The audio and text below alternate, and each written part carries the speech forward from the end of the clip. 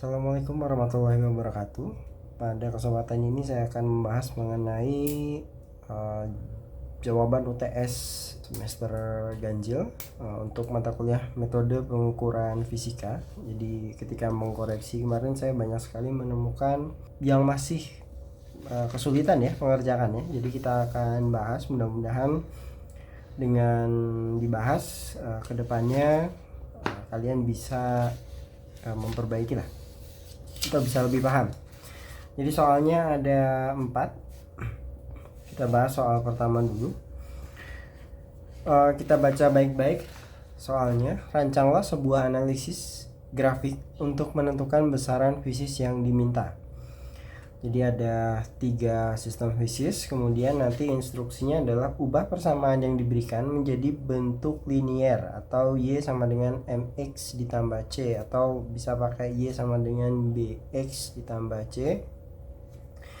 Kemudian tentukan si variabel bebas, terikat, dan variabel kontrol dari persamaan ini. Kemudian kita diberi 3 buah skenario, 3 buah soal. Yang pertama, sebuah beban M diasosiasikan pada pegas bermassa dengan periode T. Tentukan konstanta pegas dan massa efektifnya M aksen dari persamaan berikut. Jadi nomor 1 kita dapat 1A ya, ada T sama dengan 2pi akar M ditambah M aksen S per K, dengan M aksen S adalah massa efektif, kemudian M adalah massa, K adalah konstanta pegas yang akan kita cari nanti, M aksen juga akan kita cari.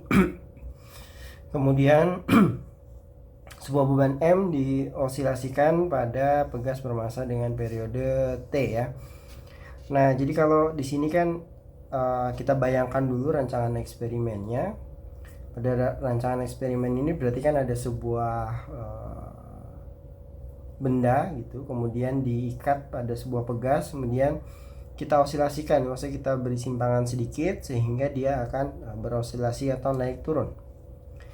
Nah, kalau dari situ berarti kita bisa pahami atau kita bayangkan bahwa kemungkinan yang bisa kita variasikan dari persamaan itu adalah M-nya. Sehingga dari sini kita bisa dapatkan bahwa variabel bebasnya nanti adalah M. Tapi bagaimana dengan persamaan garisnya? Kita ubah dulu. Kita tahu yang akan kita variasikan M, kemudian yang kita catat adalah waktunya atau periode. Sehingga kita rubah bentuknya menjadi T kuadrat sama dengan 4pi kuadrat dalam kurung M ditambah M aksen S bagi K. Nah, atau dari sini kita bisa pisahkan 4pi kuadrat M ditambah 4pi kuadrat M aksen S dibagi K. Nah, di sini kita kan tadi diminta untuk persamaan linear ya. Nah, kalau kita variasikan M-nya sehingga dia adalah si X-nya, kemudian ini adalah Y-nya atau hasilnya yang kita catat. Jadi kita catat itu periodenya, tapi kemudian kita bisa hitung periode dikuadratkan sehingga dapat nilai Y ini. Ini tidak lain adalah M-nya, dan ini secara keseluruhan ini juga tetap ada per K-nya ya. Nah, ini saya lupa nih per K. Per K-nya kita taruh di sebelah kiri ya. Jadi ini cuman M saja. Kemudian ini adalah C-nya. Jadi kalau kita sudah memiliki persamaan ini, kalau nanti kita buat grafiknya, sumbu X-nya adalah M, kemudian sumbu Y-nya adalah T kuadrat. Kemudian nanti kita bikin grafiknya, kita ambil garis terbaik. Nah, nanti ada C-nya di sini, ini C. Ini adalah kemiringan garisnya M. Sehingga dari situ kita bisa dapatkan persamaan M sama dengan dari sini ya, 4pi kuadrat per K. Kemudian K adalah 4pi kuadrat dibagi M.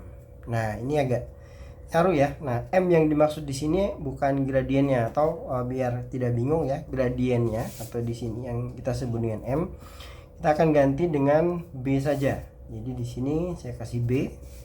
Ini M, ini gradiennya adalah B. Jadi B sama dengan 4pi kuadrat per K, K sama dengan 4pi kuadrat per B. Nah, ini kita dapatkan nilai K-nya. Kemudian kalau K-nya sudah kita temukan, maka untuk mencari nilai M atau massa efektif, ini kita dapatkan persamaan C sama dengan 4pi kuadrat MS per K. Kemudian ini bisa kita hitung MS sama dengan C dikali K per 4pi kuadrat. K-nya kan kita sudah ketahui. Kemudian 4pi sebuah tetapan. C-nya apa? C-nya adalah titik potong antara sumbu Y dengan garis terbaik kita. Nah, itu untuk 1A-nya. Oke. Nah, ini sebetulnya untuk ini sudah ketemu ya, K dan C. Kemudian siapakah variabel bebasnya? Variabel bebas itu adalah massa. Kemudian variabel terikat itu adalah V terikat, itu adalah T kuadrat. Kemudian variabel kontrol. Nah, di sini tidak ada variabel kontrol yang disengajakan. Jadi variabel kontrol yang ada bisa mungkin dimasukkan ketinggian terhadap permukaan laut, karena nanti mempengaruhi tekanan atmosfer, mempengaruhi percepatan gravitasi segala macam. Tapi kalau dikosongin pun tidak masalah. Jadi tidak ada variabel terkontrol yang tampak. Kemudian nomor 1B itu mirip-mirip ya sebetulnya. A, B, C ini mirip-mirip semua. Jadi sebuah batang bermassa M diayunkan pada poros berjarak D. Jadi ada batang bermassa M, ini massanya M, diayunkan pada poros berjarak D dari pusat massanya. Jadi misalnya pusat massanya di sini, kemudian diberi jarak besar D dengan periode T. Tentukan percepatan gravitasi dan momen inersia pusat massa I dari persamaan tersebut. Dari persamaan ini. Jadi persamaannya diberikan T sama dengan 2pi akar ICM. ICM ini adalah momen inersia pusat massa ditambah M D kuadrat dibagi M G D. Kemudian yang dicari adalah G-nya.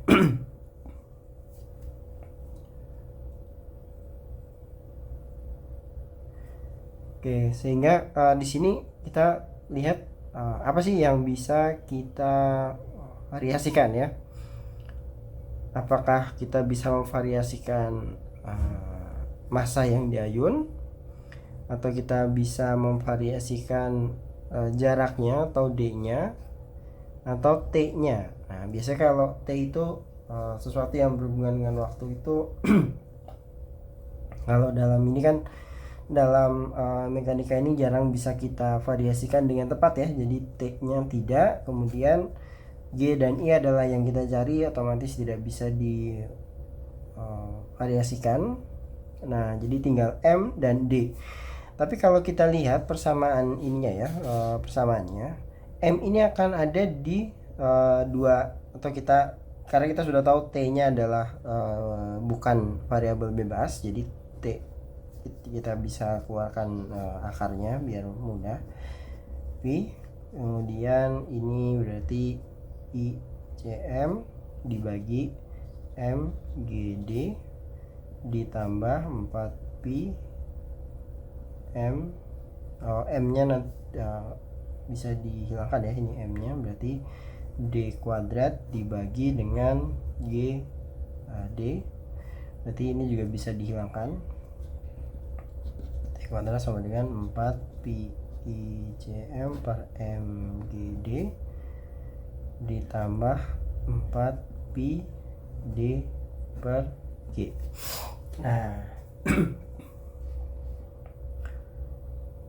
jadi kalau kita mau memvariasi, ini dua-duanya bisa ya, berarti kita mau variasi M-nya bisa, atau kita variasi D-nya bisa. Terus mana yang lebih sederhana? Kalau dari persamaannya, karena ini kita tidak melakukan eksperimen benar-benar, jadi lebih sederhana kalau kita variasikan si D-nya saja. Jadi M-nya kita kunci sehingga kita variasikan D. Kita coba ya, jika yang divariasikan adalah D. Oke, kita dapat T kuadrat sama dengan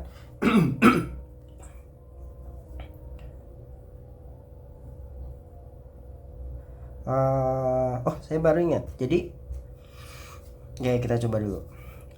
Ini karena kita variasikan D-nya, kita bawa ke sini dulu. 4 pi D per G ditambah 4 pi ICM per MGD.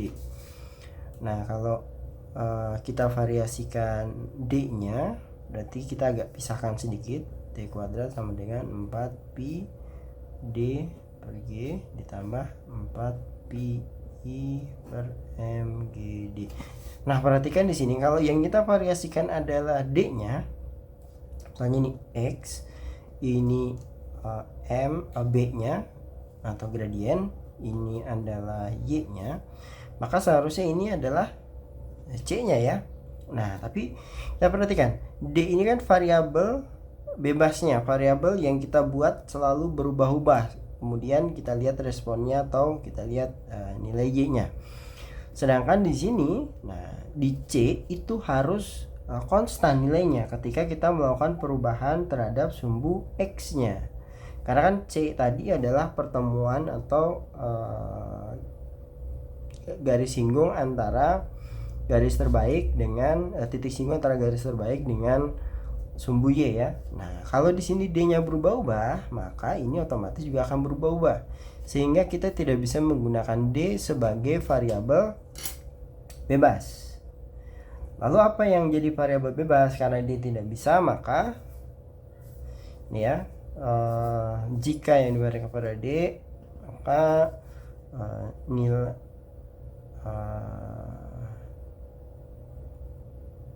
nilai C tidak konstan, padahal dia konstanta C ya. Jadi sehingga ini salah. Jika yang divariasikan adalah M-nya, nah kan tersisa M ya. Dari persamaan ini bisa kita buat seperti ini. T kuadrat sama dengan 4 pi ICM dibagi dengan G dan D dikali 1 per M ditambah 4 pi D per G. Nah, ini akan menjadi Y-nya, ini menjadi X, ini adalah gradiennya atau B, dan ini adalah C. Perhatikan kalau D-nya kita kunci D-nya kita jadikan variabel kontrol, nilainya tetap, maka kita dapatkan C yang tidak berubah ya. Jadi M-nya atau di sini variabel bebasnya bukan M tapi 1 per M. Sehingga nanti kita kalau dibikin grafik itu kira-kira seperti ini ya. Ini sumbu X-nya itu adalah 1 per M, sumbu Y-nya adalah T kuadrat. Nanti didapatkan garis, persamaan garis, nanti ini adalah B-nya dan ini C-nya atau ini ya. Nah, jadi B itu sama dengan 4 pi ICM per G LID. Nah, kalau di sini yang bisa kita cari itu bukan B-nya dulu. Kenapa? Karena di B ini atau gradien ini ada dua variabel yang kita tidak ketahui nilainya atau kita cari, I dan G. Sehingga yang kita cari dulu adalah nilai C-nya, nilai C atau nilai G-nya ya. C sama dengan 4 pi D per G. sehingga G sama dengan 4pi D per C. Nah, ini nilai G-nya sudah diketahui. Kalau nilai G-nya sudah diketahui, maka baru kita bisa cari nilai ICM-nya ya, atau momen inersia dari batangnya. Sehingga ICM adalah G kali D kali B dibagi dengan 4pi. Nah, ini adalah rumus mencari G-nya dan ini ICM-nya. Kemudian biar nggak perlu ganti ini, kita ambil sedikit ya. Jadi di sini variabel bebasnya itu adalah massa atau 1 per massa, 1 per M ya. Variabel terikatnya adalah T kuadrat, kemudian variabel terkontrolnya adalah D. Jadi di sini semuanya ada nilai yang eksplisitnya. Nah, tadi nilai D-nya mungkin ada beberapa variabel yang kita jaga, tapi tidak terlihat langsung dari persamaannya. Kalau di sini ada variabel D yang kita jadikan sebagai variabel kontrol, atau kita jaga nilainya tetap konsisten. Kemudian yang terakhir di soal nomor 1 itu 1C,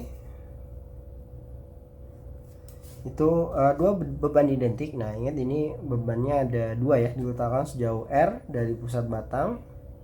Momennya diletakkan sejauh R dari pusat batang. Momen inersianya I0 yang berosilasi pada kawat torsi dengan periode T. Tentukan konstanta torsi atau K dan momen inersia batang dari persamaan ini. Jadi T sama dengan 2pi I0 ditambah 2mr kuadrat per K.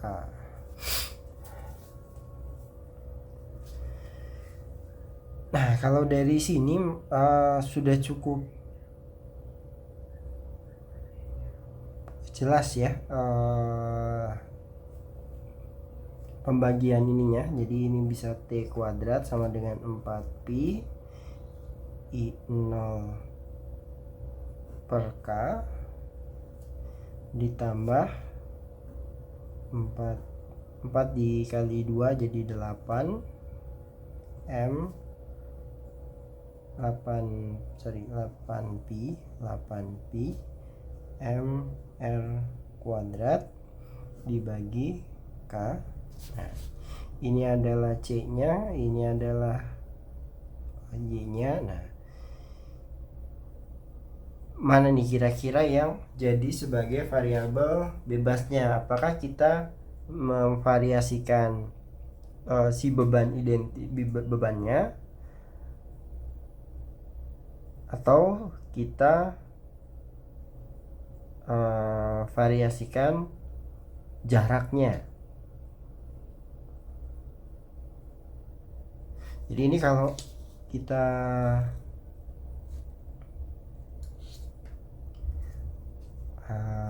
pilih salah satu dulu aja. Jadi kalau misalnya ini kemungkinan dua-duanya bisa ya, dua-duanya bisa dijadikan variabel bebas, karena secara eksperimen juga beban massa itu kan gampang kita ganti gitu. Kemudian diletakkan sejauh R dari pusat batang gitu. Kalau batangnya cukup panjang, kita pun juga bisa memvariasikan panjangnya. Jadi jika kita variasikan M atau massanya yang kita variasikan, maka bentuk persamaannya T kuadrat sama dengan ini kita tukar ya, C nya biar kita taruh di belakang saja, 8pi M nya divariasikan berarti R nya kita buat tetap R kuadrat, atau R dibuat tetap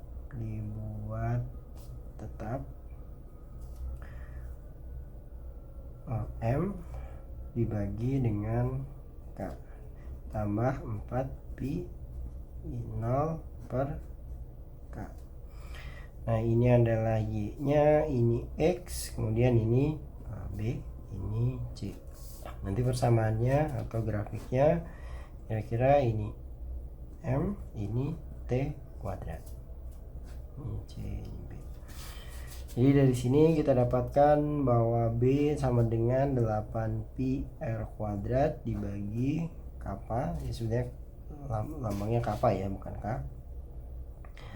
Kemudian yang kita cari adalah kappanya 8pi R kuadrat per B. Karena kappanya diketahui, dari sini, dari C sama dengan 4pi I momen inersia. Itu kita bisa dapatkan bahwa momen inersianya adalah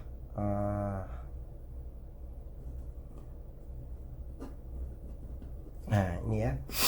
Jadi kalau skenario ini di mana R dibuat tetap, maka variabel bebas kita adalah massa, variabel terikat kita adalah T kuadrat, dan variabel bebas kita terkontrol kita adalah R. Nah, bagaimana kalau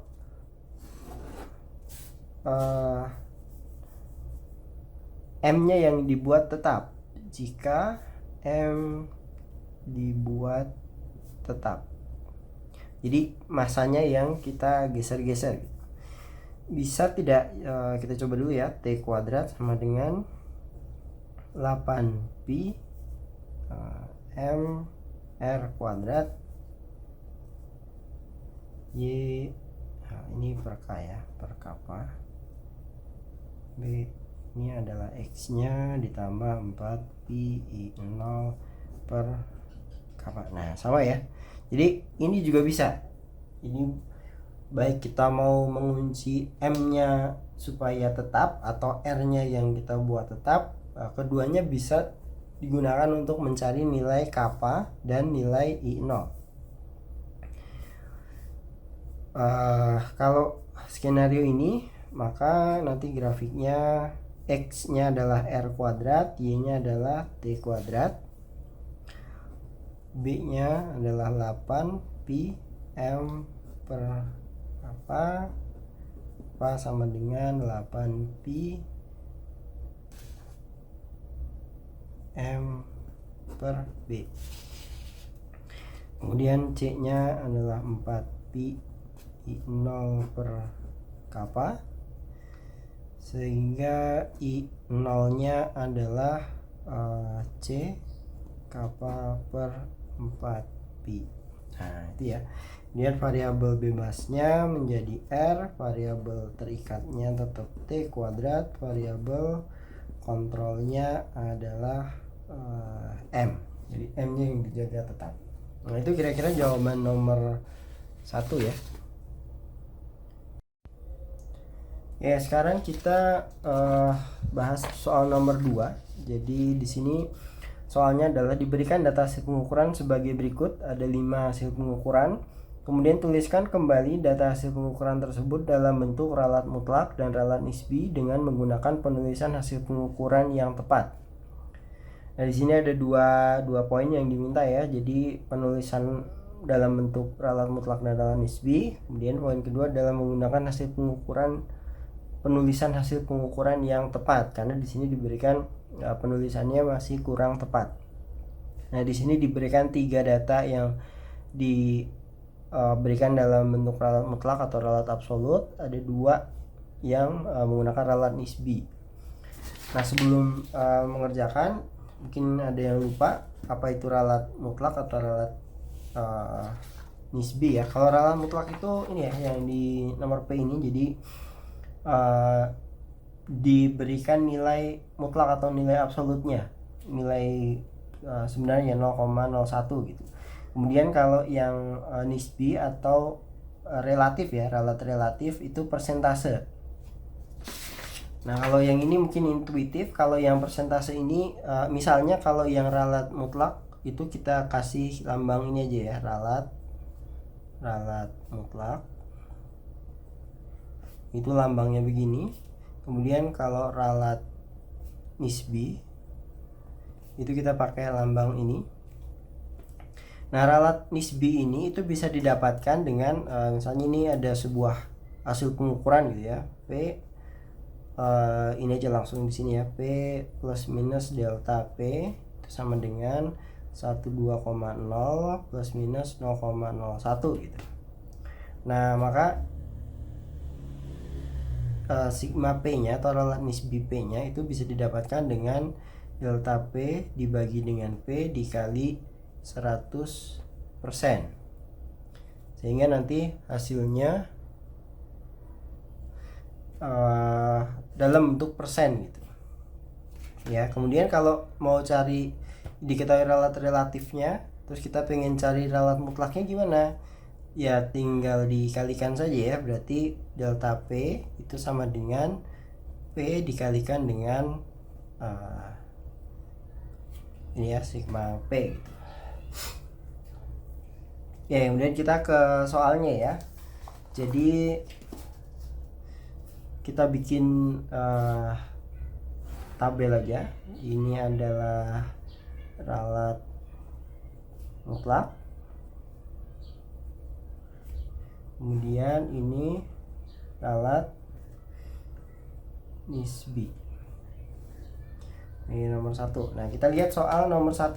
Soal nomor 1 ini kan seharusnya adalah relat mutlak ya. Diberikan nilainya P sama dengan 12,0 plus minus 0,01. Berarti kita tulis dulu sih relatnya 0,01. Nah di sini lihat digit relatnya sudah benar, satu angka penting saja, tapi digit terakhir dari hasil perhitungannya tidak tepat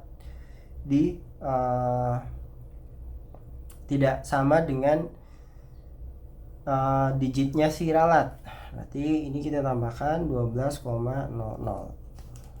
Nah kemudian kita cari nilai relat nisbinya. Ingat, relat nisbi itu didapatkan dengan nilai relat mutlak dibagi dengan nilai hasil pengukuran. Jadi kalau di sini 0,01 dibagi dengan 12 dikali 100%. Nah jadi hasilnya adalah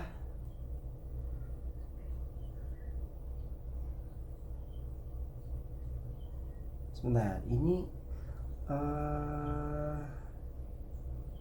persennya ini ya, jadi sama dengan 0,08. Kalau kita kali 100 berarti jadi 0,08% ya. Jadi P nya sama dengan 12,00 plus minus 0,08%.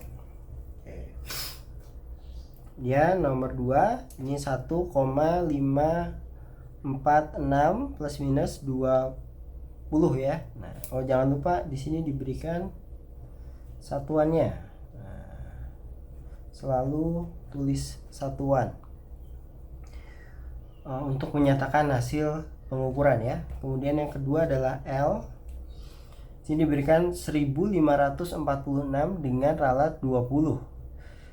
Ininya sudah benar, relatnya sudah benar ditulis dengan satu angka penting saja. Nah, tapi lagi-lagi di sini digit terakhir dari angka pentingnya hasil pengukuran itu tidak sama dengan digit dari relatnya. Jadi kalau di sini ini adalah angka berarti ini sudah angka tebakan. Jadi angka yang terakhir ini sudah tidak lagi dihitung atau kita bulatkan saja.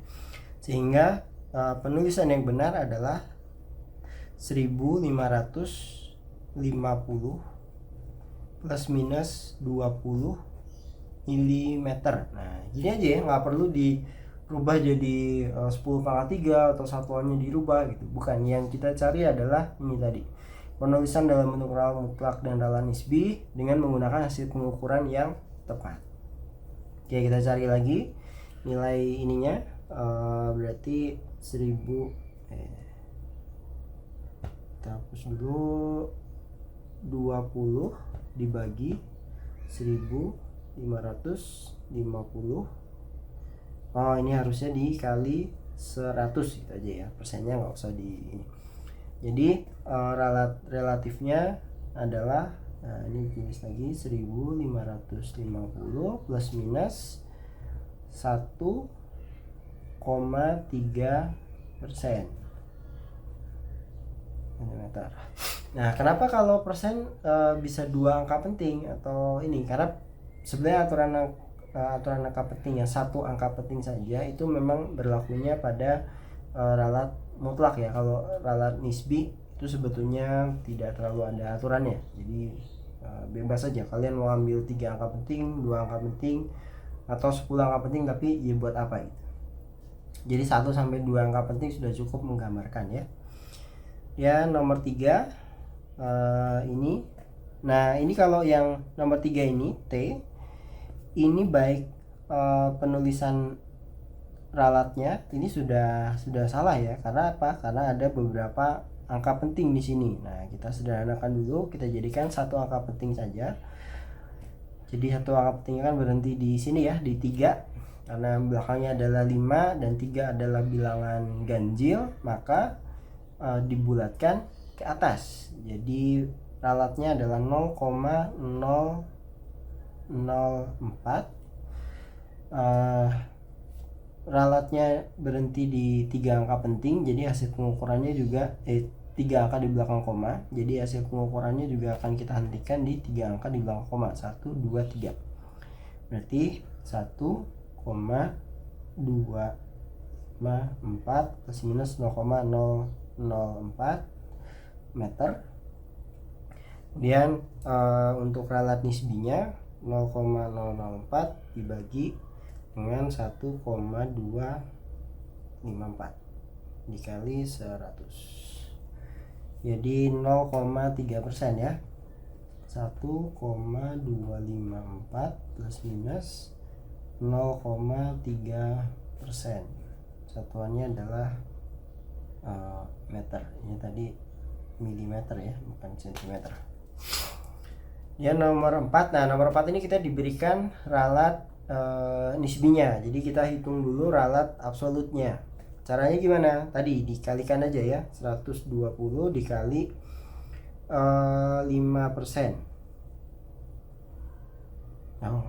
Kok itu ini ya, 5%. Nah, jadi hasilnya adalah 6. Ya, di sini S sama dengan tulis 120 plus minus 6, satuannya adalah cm. Di sininya kita tulis ulang aja, 120 plus minus 5% meter. Nah, terakhir nomor 5 M sama dengan, nah ini 1% dari 27,8112. Nah, kita hitung lagi ya. Jadi 27,8112 dikali dengan 1%, maka hasilnya adalah 0,278. Kita ambil satu angka penting, jadinya 0,3. Jadi karena berhenti di 0,3, maka hasil pengukurannya juga jadi 27,8 plus minus 0,3, satuannya adalah gram. Kemudian di sininya M. Nah, ini juga sebenarnya ngikutin ya harusnya. Jadi satu angka di belakang koma, maka ini juga di satu angka di belakang koma, 27,8 plus minus 1% gram. Nah, kira-kira seperti itu untuk nomor 2.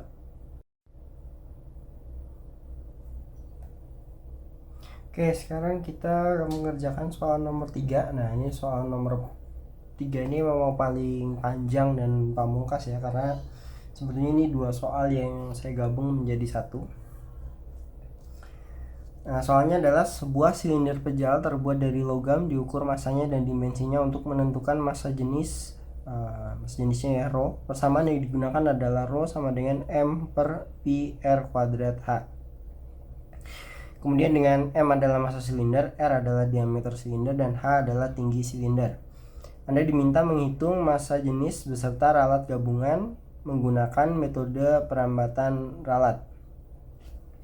Alat yang disediakan mengukur adalah timbangan analitik dengan resolusi 0,01 gram dengan hasil pengukuran massa sebagai berikut. Ini diberikan ada 10 data ya, kalau 1, 2, 3, 4, 5, 6, 7, 8, 9, 10 ya, 10 data. Dengan jari-jari silinder sudah diberikan nilai dan ralatnya, tinggi silinder diberikan nilai dan ralatnya. Kemudian tentukan hasil terbaik pengukuran massa beserta ralatnya. Yang B adalah hasil pengukuran massa jenis rho beserta ralatnya. Jadi yang pertama berarti mengukur massa beserta ralatnya. Ini pakai standar deviasi ya, standar deviasi yang mana SDOM, standar deviasi of means. Kita coba itu dulu. Nah, jadi di sini saya sudah buat tabelnya. Nah, untuk mengerjakan seperti ini baiknya kita gunakan tabel aja biar nggak bingung ya, terutama karena kita menggunakan kalkulator gitu, dihitungnya secara manual. Kalau pakai Excel sebetulnya lebih enak lagi ya kalau kita pakai tabel-tabel begini. Kenapa? Karena kalau ditulis berderet gitu nanti biasanya lebih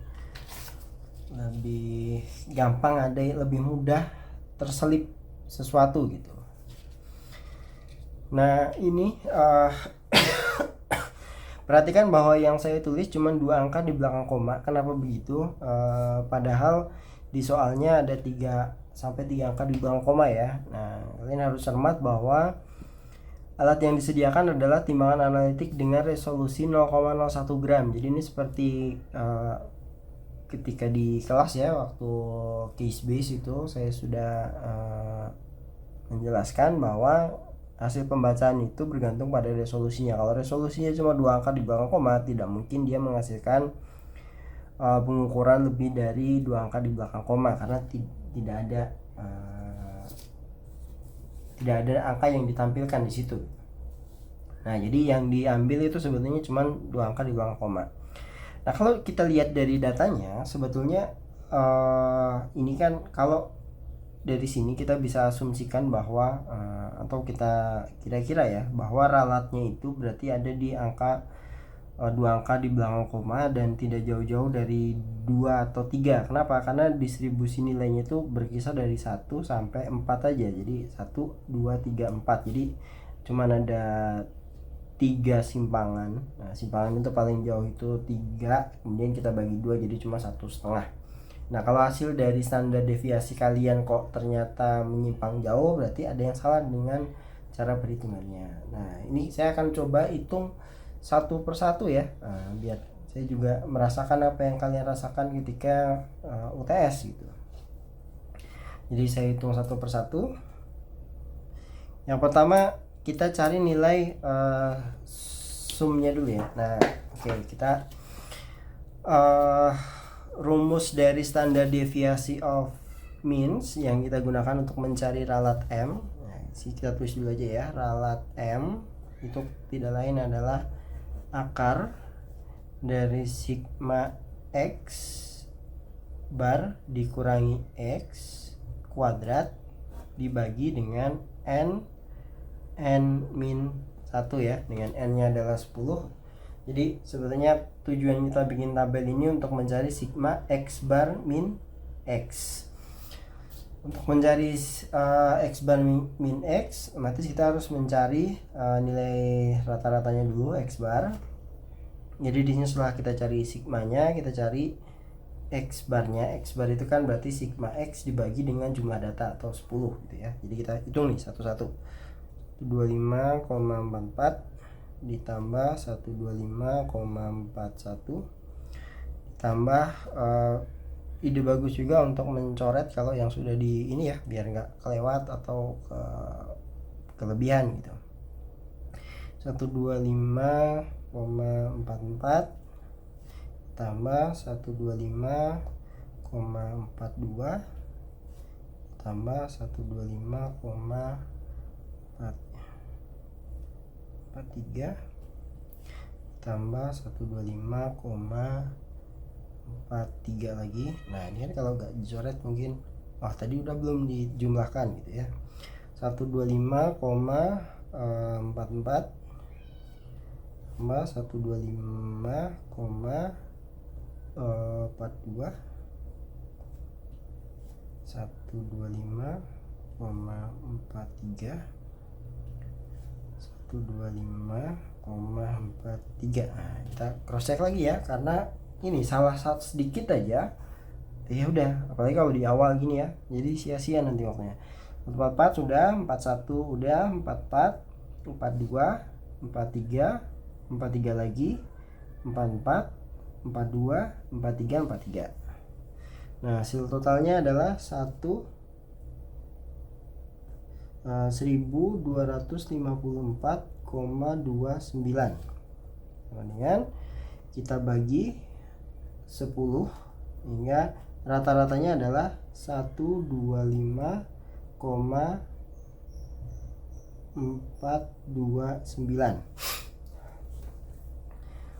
Nah, setelah itu kita cari nilai X bar dikurangi X-nya. Nah, jadi 124,44 dikurangi 125,429 ya. Nah, ini memang agak panjang prosesnya ya. 125,44 dikurangi 125,429. Hasilnya adalah 0,011. Nah, kalau pakai HP tentu bisa begini ya. Pakai kalkulator dia sebetulnya bisa, asal digit awalnya sama ya.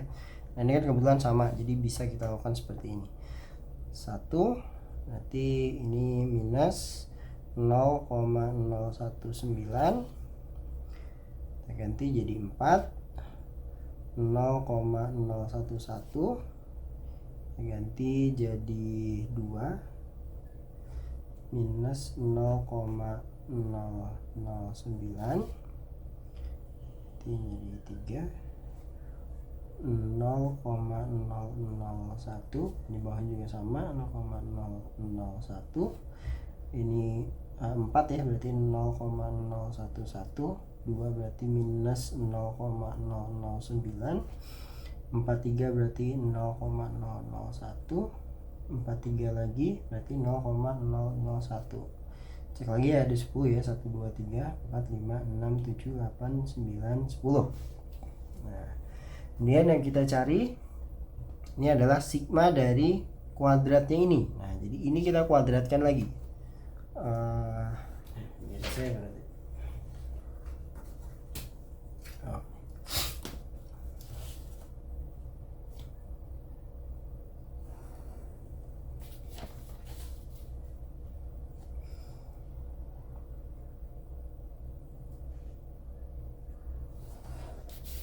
miring ya, harusnya tadi saya gini ya.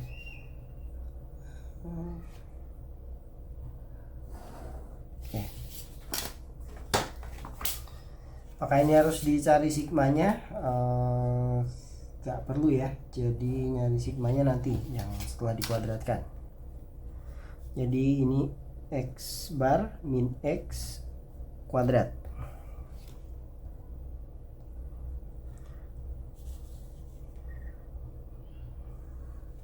Jadi kita kuadratkan 0,011 kuadrat, nanti 0,000121,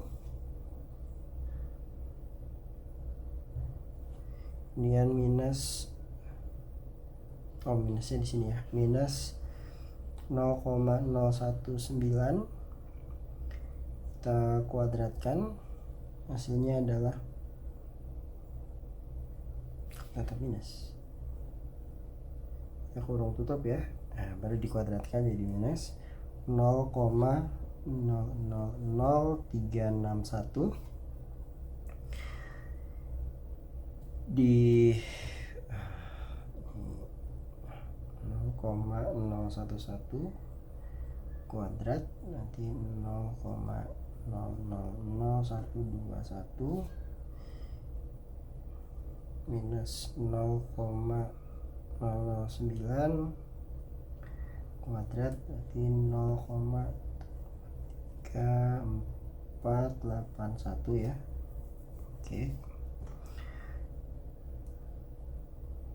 0,001 kuadrat berarti 0,123451. Nah, ini juga sama ya, 0,1234551.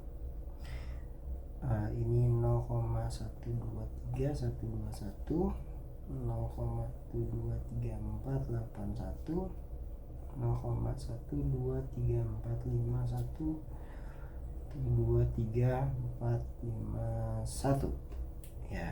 Nah, ini sebenarnya kalau tadi saya nulisnya rapi ya, bisa kita jumlahkan ini ya. Nah, karena yang kita cari adalah jumlahnya ya, atau bisa lah ya, karena ini kan digitnya sama semua ya, 6 digit semua kira-kira.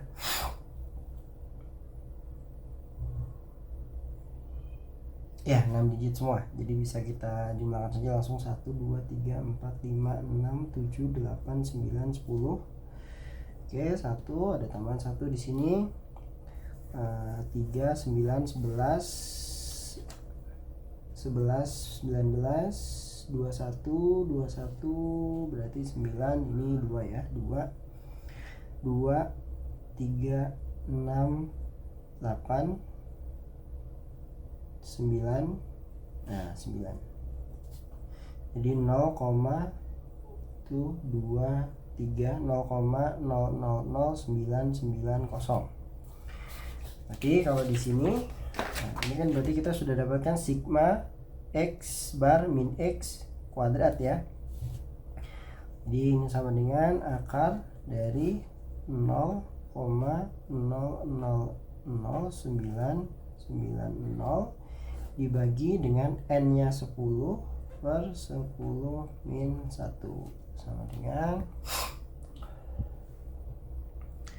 ya akar kurung 0,00990 dibagi dengan 10. Nih kasih kurung aja ya, saya kurang biasa dengan ini, jadi 10 dikali 9. Nah, hasilnya adalah 0,1233.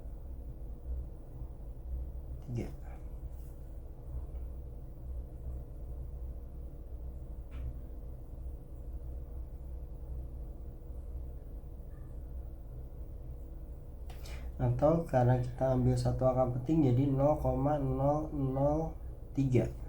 Nah, hasilnya M itu adalah 125 plus minus 4, rata-ratanya tadi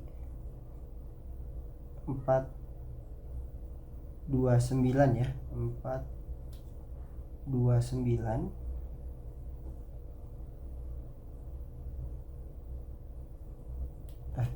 Maaf.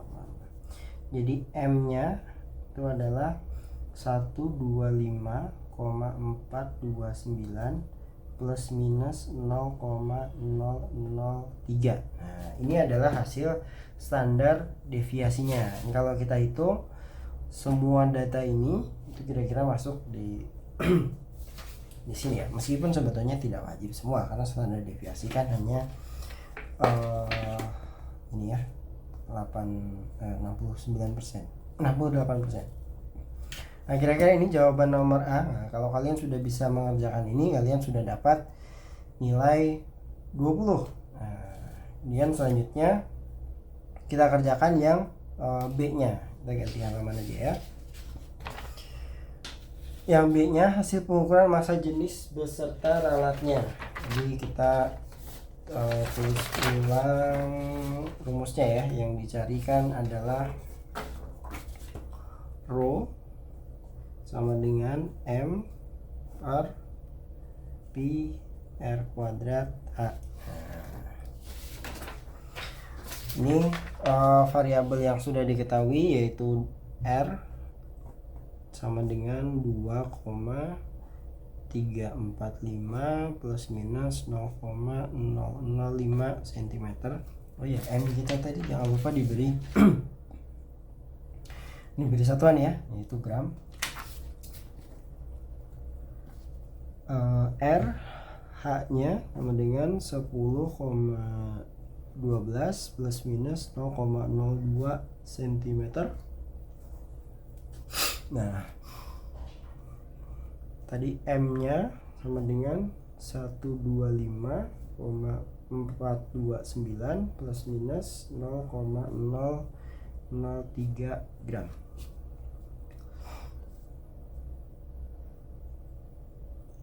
Kemudian, hasil pengukuran massa jenis beserta ralatnya. Kalau untuk cari nilai massa jenisnya, maka ya udah kita langsung hitung aja ya. Rho sama dengan M adalah 125,429 dibagi dengan Pi 3,14. Biar agak panjang ya, kita Pi-nya kita nanti ambil dari sini aja, atau biar ini kita 3,14 159 biar agak panjang aja. Kemudian dikalikan dengan R kuadrat 2,345 kuadrat dikali H-nya adalah 10,12 sama dengan berapa nih? 125,429 dibagi dengan 3,1 dibagi dengan Pi.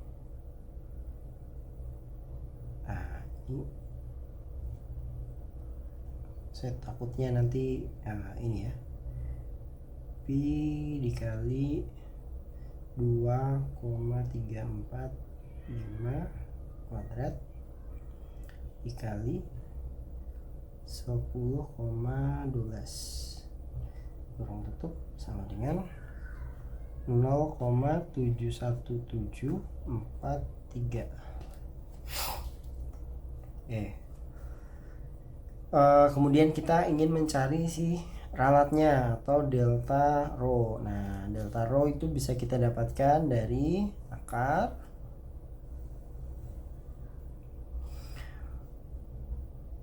dalam kurung do rho dibagi dengan setiap komponennya ya. Jadi do M dikali delta M kuadrat ditambah rho per do R kali delta R kuadrat ditambah do rho per do H kali delta H kuadrat. Nah, ini rambat ralatnya. Nanti kalau kita turunkan, atau kita tuliskan lagi ya, ini no M per Pi R kuadrat H diturunkan terhadap M dikali delta M dan ditambah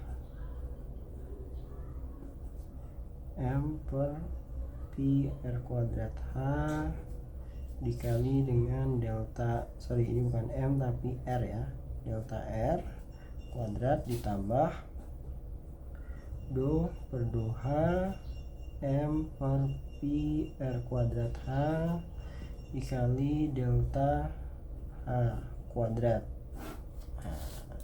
Jangan lupa ujungnya sampai ini ya, karena ada beberapa yang mengerjakan tidak sampai ujung, terus nanti bisa kesannya bahwa ruas atau suku terakhir ini tidak diikut di kuadrat, diakarkan gitu misalnya.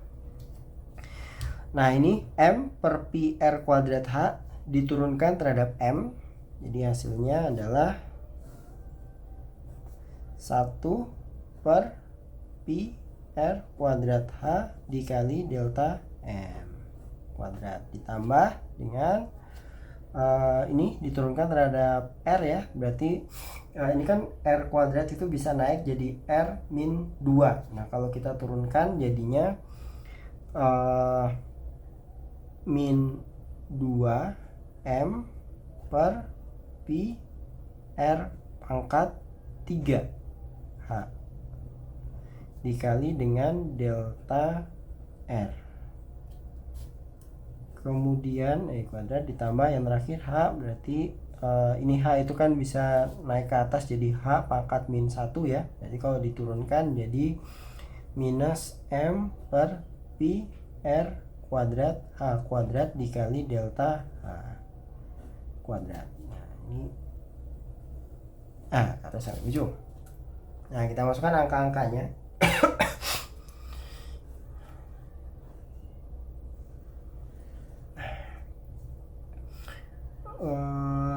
Berarti ini 1 per ini pi-nya nggak usah dipanjang-panjangin ya, 3,14 aja di sini, tapi nanti di hitungan kita panjangkan. Kemudian dikali dengan R kuadrat berarti 2,345 kuadrat dikali H-nya 10,12 dikali delta M adalah 0,003. Ini dikuadratkan ditambah minus 2 kali 125,429 dibagi dengan 3,14 dikali R pangkat 3 ya, 2,345 pangkat 3 kali 10,12 dikali delta R 0,005 ditambah, apakah perlu dirubah satuannya? Sebetulnya yang penting itu disamakan satuan antara R dan H ya, karena ini sama-sama cm, biar pakai itu aja, nggak usah kita rubah ke SI gitu biar nggak terlalu ribet ya. Ini kuadrat, kemudian minus M 125,429 dibagi 3,14 dikali 2,345 kuadrat dikali 10,12 dikali ralatnya H adalah 0,02 kuadrat. Nah, yang nggak bingung kita hitung satu-satu di kurungnya aja ya. Jadi misalnya ini 1 dibagi dalam kurung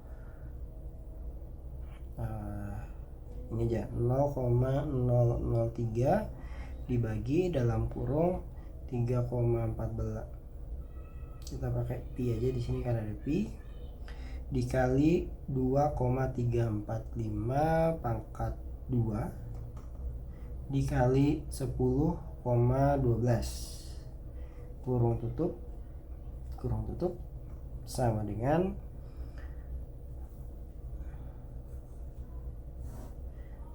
0,123417116 ya. Nah kita berhentikan sampai situ, dikuadratkan ditambah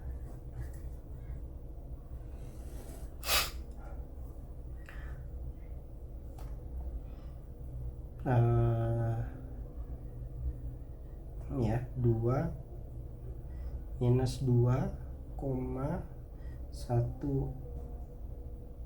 ini dikali maaf 2 dikali 125,429 dikali 0,005 dibagi, kita kasih dalam kurung pi kali 2,345 kuadrat dikali 10,12 dikasih kurung tutup 2 kali sama dengan minus 0,007743. Oke, ini dikuadratkan ditambah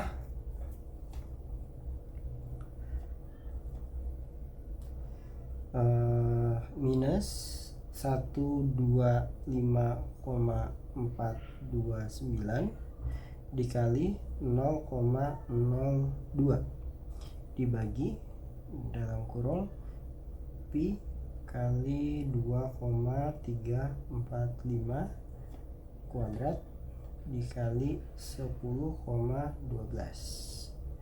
Kita kurung tutup 2 kali ya. Hasilnya adalah minus 0,014348 kuadrat. Nah, sebetulnya ini menarik juga untuk kita cermati ya, bahwa ini kan kalau dilihat dari sini, ini adalah ralat sumbangan dari delta M ya, suku pertama. Yang kedua adalah ralat sumbangan dari delta R. Kemudian yang ketiga adalah ralat sumbangan dari delta H. Di sini terlihat bahwa ini nilai nanti kan masih akan kita kuadratkan lagi. Ini juga kita kuadratkan lagi, ini kita kuadratkan lagi. Berarti kita di sini bisa kita lihat bahwa penyumbang ralat terbesar itu adalah di H-nya. Karena dia ordernya 10 kali lebih besar daripada ralat dari delta R tadi ya. Nah, jadi meskipun kalau dilihat di sini ralatnya itu sama-sama aja. Jadi M itu 3 angka di belakang R itu 3 angka di belakang koma, H itu 2 angka di belakang koma, M itu 3 angka di belakang koma. Tapi ketika kita perhatikan di ininya, di komponennya setelah kita itu, maka yang sumbangsinya terbesar adalah yang H. Justru antara R dan M ini terjadi perbedaan yang cukup jauh ya, satu orde. Jadi ini 3 angka di belakang koma, ini 5 angka di belakang koma, 2 orde malah. Jadi yang M ini sudah sangat bagus, sudah sangat kecil, sehingga sumbangan ralatnya itu kecil. Nah, sekarang kita itu, atau saya yang salah. Oke, kita cek sekali lagi ya, nggak apa-apa. Tidak ada yang namanya terlalu berhati-hati. Jadi kita hitung lagi. Sebetulnya wajar saja, kenapa? Karena yang lain itu M-nya sudah hilang ya. Jadi pembilangnya itu udah tinggal 1. Jadi masa pembilangnya masih ada M-nya, jadi dikalikan, jadi angkanya akan relatif lebih besar. Tapi kita coba sekali lagi hitung komponen pertama. Takutnya saya keliru ya. Ini benar ya, 3 angka di belakang koma, jadi 0,003 dibagi dengan, kita kasih kurung, pi dikali 2,345 kuadrat dikali 10,12. Nah, hasilnya adalah 0,0000, ada 4 koma, kemudian baru 17. Oke, berarti ini benar ya. Nah, sekarang kita akarkan, kita hitung langsung jadi sekalian. 0,12341716 kuadrat ditambah dengan minus 0,12171743. Kita tutup dulu kurungnya, kemudian kita kuadratkan. Kemudian ditambah lagi dengan minus 0,014348. Kita kurung tutup dulu, baru dikuadratkan. Kemudian terakhir kita tutup lagi sama dengan, hasilnya adalah 0,0160. Atau karena ini kita cuma butuh satu angka pentingnya, maka jadi 0,02. Oke ya, jadi hasil perhitungan dari rho atau rho yang hasil dari pengukurannya adalah 0,71743. Karena ini hanya 2 angka di belakang koma, maka ininya bisa ini ya, bisa dibulatkan jadi 0,772 ya. Nah, atau kita tulis lagi ya, sekali lagi rho sama dengan 0,72 plus minus 0,02 gram per sentimeter pangkat 3 cm kubik. Nah, ini adalah jawaban soal nomor 3. Ya, sekarang kita bahas nomor 4. Jadi nomor 4 ini kita akan diminta untuk membuat sebuah grafik, kemudian mencari nilai sebuah konstanta. Kita baca dulu soalnya. Anda melakukan praktikum fisika untuk mengukur percepatan gravitasi dengan menggunakan bandul matematis mengikuti persamaan garis T sama dengan 2pi akar dari L per G. Ini harusnya persamaan aja ya, ini ada typo karena ini belum tentu sebagai persamaan garisnya. Nanti kita lihat lagi ya. Periode T diukur pada beberapa nilai panjang bandul L dengan hasil pengukuran seperti tabel di bawah. Berarti di sini kita tahu bahwa yang divariasikan adalah L-nya, kemudian yang diukur adalah T-nya. Diminta gambar grafiknya dan cari nilai percepatan gravitasi dari grafik tersebut. Oke ya, jadi kalau dari sini sebetulnya kita sudah tahu mana sumbu X-nya, mana sumbu Y-nya. Jadi sumbu X-nya adalah yang kita variasikan, kemudian sumbu Y-nya adalah hasil F atau akibat dari variasi yang kita lakukan. Atau kalau kita lihat persamaan ini, jadi T sama dengan T sama dengan 2pi akar L per G. Oke, kalau seperti ini belum merupakan persamaan garis yang bisa kita gambarkan karena tadi ya L-nya itu masih dalam akar kuadrat. Supaya bisa jadi persamaan garis linear, gimana caranya? L ini harus kita keluarkan dari akar, sehingga ininya kita rubah jadi T kuadrat sama dengan 4pi kuadrat L per G. Atau karena kita tahu variabel bebasnya adalah L saja, maka kita buat seperti ini, 4pi kuadrat per G dikali L. Dengan ini adalah sumbu X, ini adalah sumbu Y, dan ini adalah kemiringan garis atau gradiennya. Nah, dari sini kita nah ini cukup banyak yang sudah salah di dalam menentukan sumbu Y-nya ya. Jadi sumbu Y itu bukan T atau periode, melainkan T kuadrat. Sehingga ini harus kita rubah dulu menjadi T kuadrat atau kita hitung T kuadratnya masing-masing data. Nah, ini kalau kita kuadratkan jadi 2,4 3 2,82 3,24 3,61 4,00 4,54 4,84 lalu 5,20.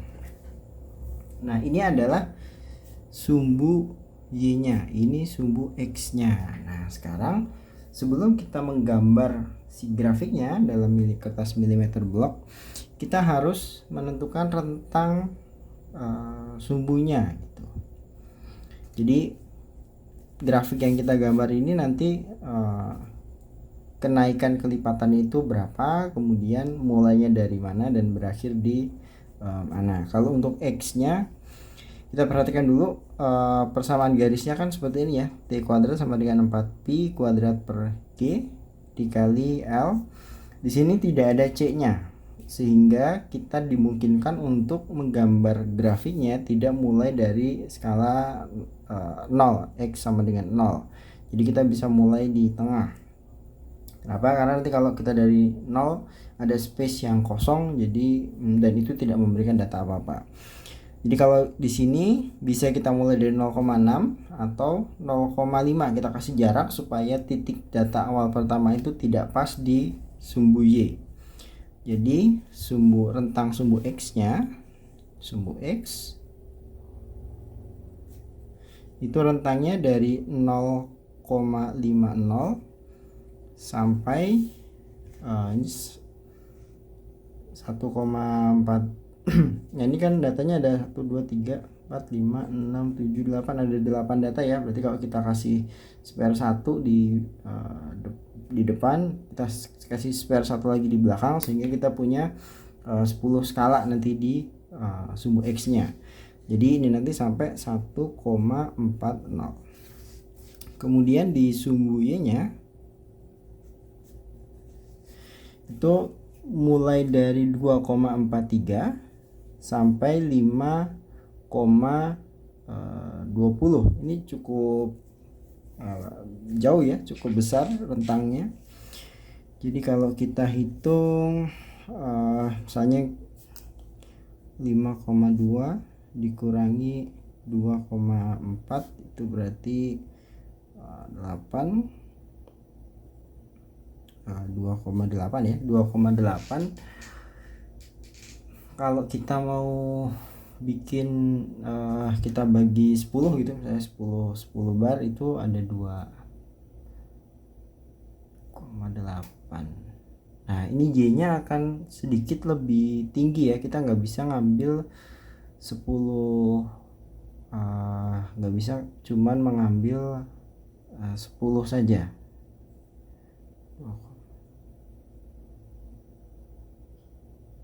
Jadi kalau kita ambil kelipatan 0,1 berarti ada 30 bar.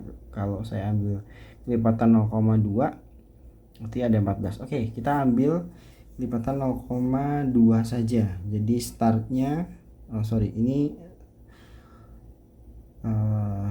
deltanya 0,1, 0.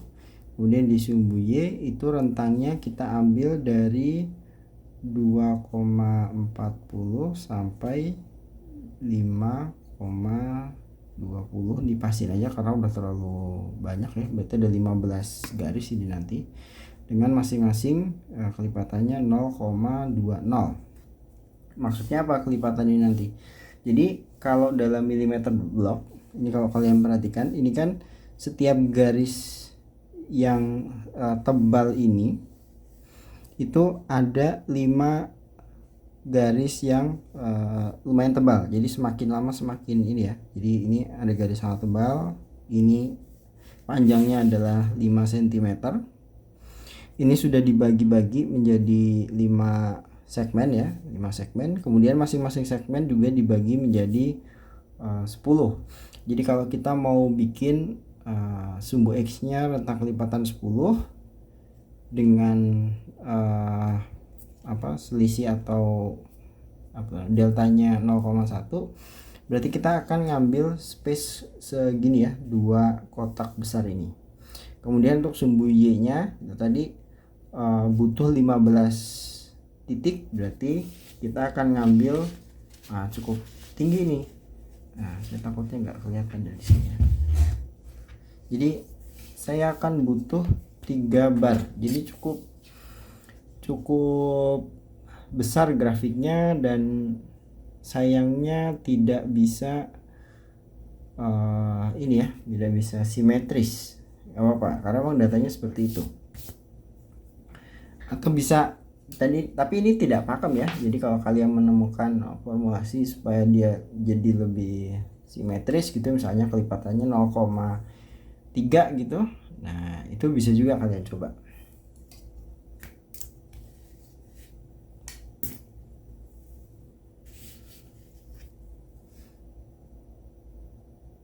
Nah, ya nggak perlu ya, kita coba ini aja biar gampang ketika menggambarkannya.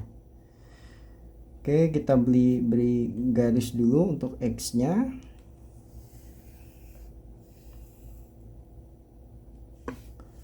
Ini ujungnya diberi panah, artinya dia masih berlanjut sebetulnya.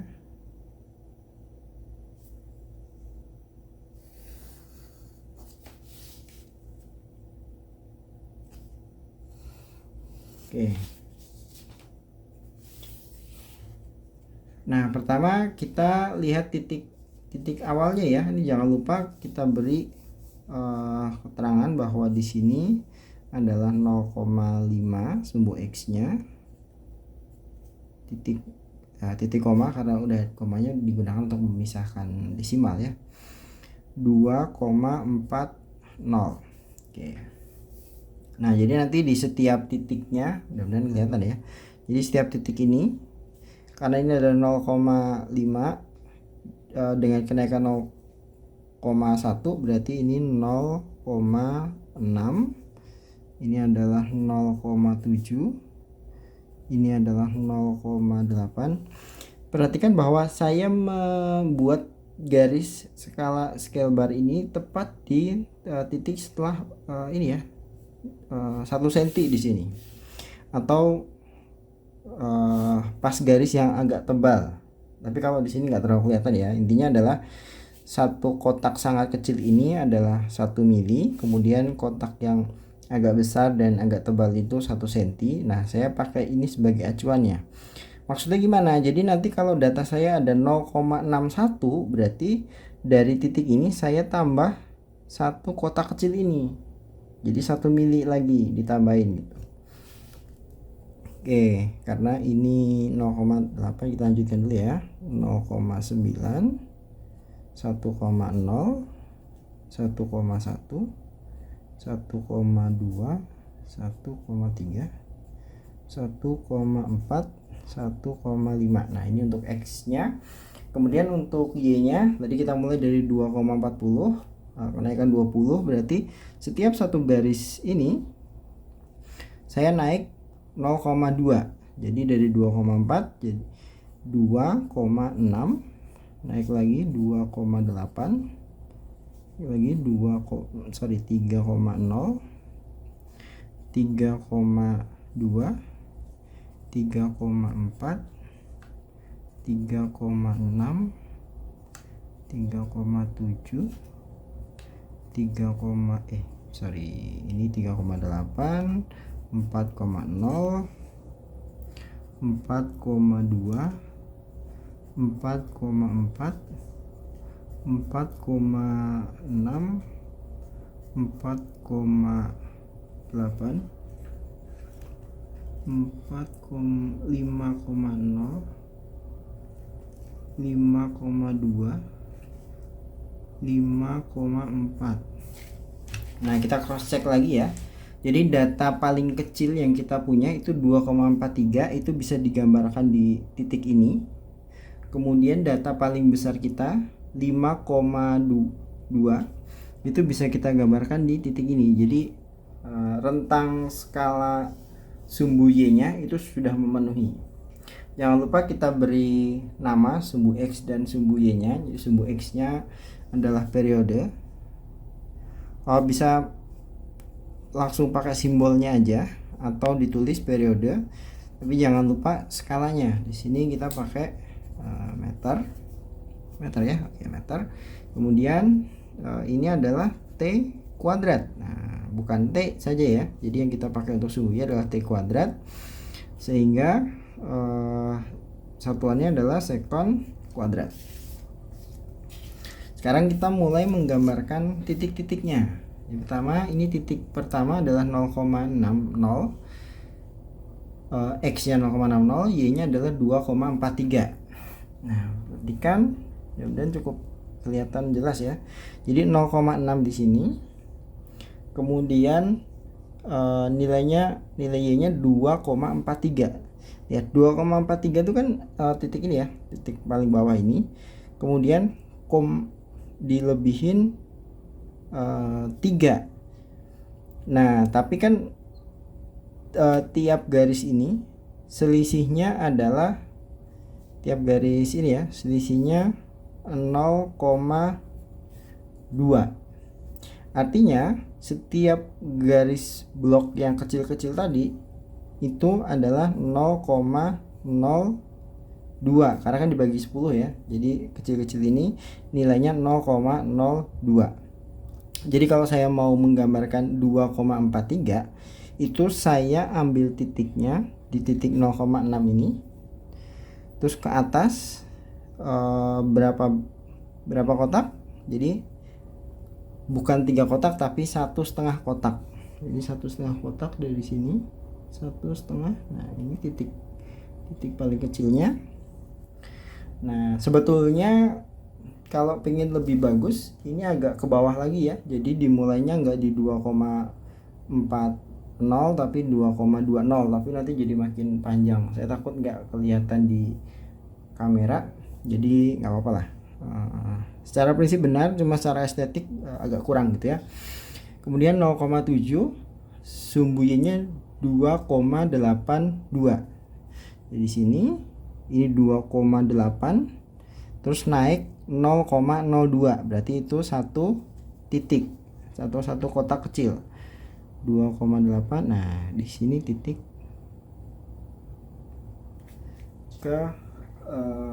keduanya. Kemudian berikutnya 0,8 di sini x-nya, y-nya adalah 3,24. 3,2. Nah, ini 3,2. 4 itu berarti 2 titik nih, 1 2. Nah, kelihatan ya? Nanti kalian zoom lah di layar kalian gitu, atau saya zoom sedikit ya. Mudah-mudahan bisa nih.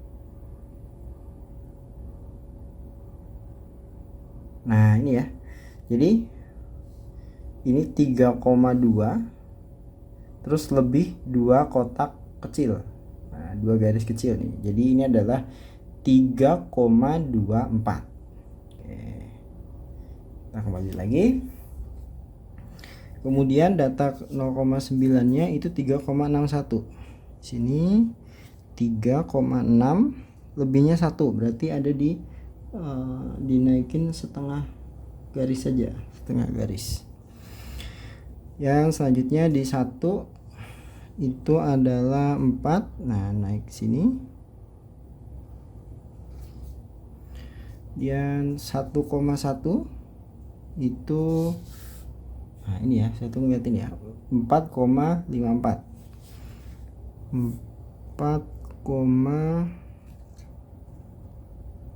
Ini 4,4, tapi kita butuh 4,5, berarti di setelah 5 4 itu berarti dari sini ditambah 2 titik kecil ya, 2 garis kecil. Kemudian 1,2 itu y-nya 4,84. 4,84. Nah, sini. Kemudian 1,3. Oh ya, ini datanya cuma sampai 1,3 ya. 1,3 itu 5,2. Nah, ini kalau udah terlalu panjang kita gunakan penggaris ya, harusnya penggaris yang lebih panjang, tapi saya sedang tidak punya. Berarti titiknya ada di sini. Nah, ini kita sudah selesai menggambar titiknya. Saya pertebal ya, tapi sebetulnya kalau kalian menggambar sendiri ya, jangan terlalu tebal garisnya. Yang penting cukup kelihatan. Dan kalau bisa pensilnya itu agak tajam gitu ya. Kenapa? Karena kalau datanya kecil begini, kalau pensil kita terlalu tumpul, titiknya terlalu besar, nanti datanya bisa salah. Nah kebetulan ini sangat-sangat linear ya, hampir tidak kelihatan simpangannya, jadi cukup linear. Nah ini gini ya, tapi ini penggarisnya kurang panjang, saya akan pakai penggaris yang ini aja karena kebetulan linear, jadi nggak terlalu masalah. Cuma ada satu data nih yang agak ini ya, agak beda. Jadi saya bikin garis kira-kira seperti ini. Nah kira-kira menggambarkan. Saya akan lebihkan sedikit karena saya nanti butuh nilai X dan Y nya. Oke. Saya interpolasi dikit ya. Nah, saya tambahkan. Oke. Nah, ini sudah selesai ya. Atau kita jangan lupa diberi kalau ada persamaan garisnya, maka di sini ditulis persamaan garisnya, yaitu T kuadrat sama dengan 4pi kuadrat per G kali L. Nah, ini tulis grafik T kuadrat versus L. Ini judul garisnya, ini judul grafiknya, atau boleh juga ditulis di bawahnya gambar 1 grafik hubungan periode terhadap L, atau grafik T versus L. Nah, itu banyak cara menamainya ya, tapi untuk sementara kita pakai nama ini aja. Oke, kemudian setelah jadi ini gambarnya sudah selesai ya, tinggal kita mengerjakan soal yang B nya, gambar grafiknya dan cari nilai percepatan gravitasi dari grafik tersebut. Di sini kemarin kan saya sudah mengajarkan ya bahwa cara mencari nilai gradien. Nah, gradien dari garis ini M itu adalah Y2 min Y1 dibagi X2 min X1. Nah, Y2 Y1 nya tuh mana, X2 X1 nya tuh mana. Nah, itu kita ambil dari garis terbaik ini. Ingat, ambilnya dari garis terbaik ya, bukan dari titik data. Jadi garis terbaik kita ambil titik yang kira-kira mudah dibaca saja. Jadi misalnya saya ambil titik di sini. Nah, kita coba zoom.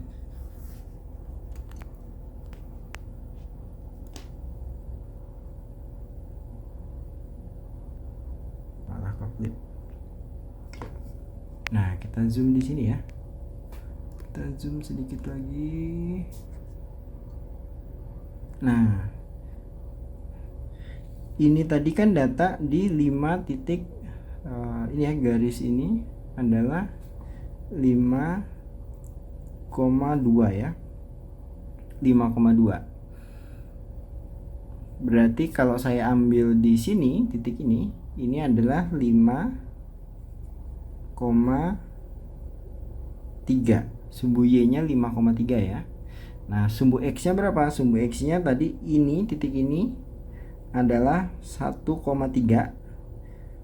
Kalau yang ini berarti kan ditambah 2 bar kecil ke kanan ya. Jadi kira-kira X-nya adalah 1,32. Nah, jadi titik X2 Y2 kita adalah, nah kita dapatkan ya, X2 Y2 kita 1,32, ini X2 nya, kemudian Y2 nya adalah 5,3. Nah, ini dapat X2, ini Y2. Kemudian kita ke ujung bawahnya. Nah, kita cari yang mudah saja. Ujung bawah ini, nah, biar nggak terlalu zoom out. Ujung bawah ini kita ambil kira-kira misalnya di 2,8 aja. Di Y nya 2,8 ya. Kemudian X nya berarti jatuh di ini di tengah-tengah ya, komanya terlalu banyak nanti. Jadi kita ambil yang ini aja, titik ini ya. Titik ini adalah titik berarti 2, Y nya kalau saya ambil dari sini, nah ini saya perpanjang dari sini, berarti Y nya aja Y1 sama dengan 2,7. kemudian X nya kita lihat titik ini ke bawah. Nah, ini kan berarti 0,6 ditambah 1, 2, 3, 4, 5, 6, 7 ditambah 7 garis kecil, berarti X1 nya adalah 0,67. Nah, Oke, kita balik ke zoom out lagi. Nah, ini folder saya. Oke, ini tadi berarti untuk X1Y1 nya adalah, nih saya bikin yang biar jelas, 0,67, Y nya 2,7. Nah ini X1, ini Y1. Oke, sekarang kita mulai menghitung nilai gradiennya. Kita biasa aja ya, kita salin tadi. Kita dapatkan X1 sama dengan 0,67, Y1 sama dengan 2,7, X2 adalah 1,32, Y2 adalah 5,3. Nah berarti M sama dengan Y2 min Y1 per X2 min X1. Y2 nya 5,3 dikurangi 2,7 dibagi 1,32 dikurangi 0,67. Nah, ini berapa? 4, berarti ini 6, 2,6 dibagi dengan 5, 1, 4, 6, 0,65. Nah kita hitung berapa ini.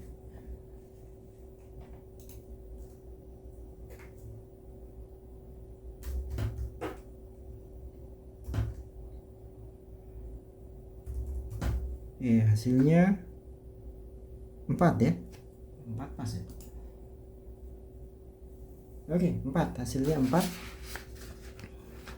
Nah ini kan kita dapat si M nya ya, gradien gitu. Nah kalau kita lihat tadi rumus persamaan linearnya, T2 sama dengan 4 pi kuadrat per G L. Ini adalah M, ini Y, ini X. Berarti kita kan punya M sama dengan 4 pi kuadrat per G ya. Nah yang kita cari apa ya? Kita cari G nya kan, tadi soalnya kita diminta untuk mencari percepatan gravitasi. Sehingga dari rumus ini kita dapat G sama dengan 4 pi kuadrat per M. Kita ketahui bahwa 4 pi ini adalah 3,14.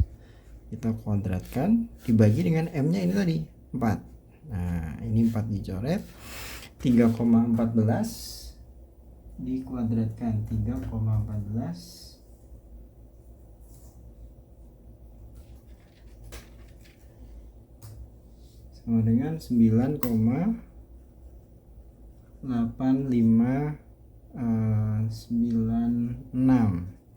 Karena ini kita dari tadi punya ketelitian 2 angka di belakang koma ya, walaupun di sini karena ralatnya nggak dihitung ya, belum dihitung, jadi bebas mau ditulis sampai digit terakhir boleh, atau biar lebih simple kita ambil 2 angka di belakang koma saja, 86. Oke, ini nilai ini cukup mendekati ya, karena kita nggak punya ralatnya, jadi kita belum bisa menyimpulkan apakah datanya ini atau si percobaannya berhasil atau tidak mendapatkan percepatan gravitasi. Tapi kira-kira itu cara menyelesaikannya ya. Jadi saya harap banyak yang sudah benar mengerjakan grafik ini, atau kalaupun benar bisa diperbaiki lagi ke depannya. Mudah-mudahan ini bermanfaat ya. Sekian pembahasan soal UTS dari saya, kurang lebihnya mohon maaf. Assalamualaikum warahmatullahi wabarakatuh.